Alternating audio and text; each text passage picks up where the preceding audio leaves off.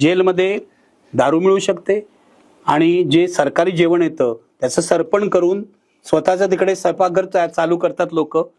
डब्यामध्ये धान्य भरून आणतात. काय काय जेलमध्ये काहीही होऊ शकतं, कळलं का? कैदी जर इन्फ्लुएन्शियल असेल तर जेल हे 5 स्टार हॉटेल होऊ शकतं.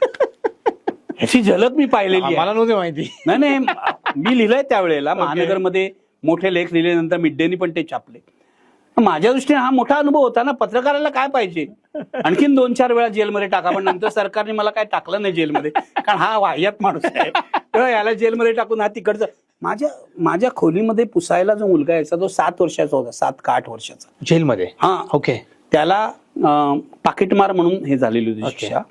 म्हणजे तो काय म्हणतात जुवेनाईल होता. त्याला केवळ जामीन द्यायला माणूस नाही म्हणून तो आतमध्ये होता. आणि जामीन किती? 2,000-5,000 रुपये. तिथे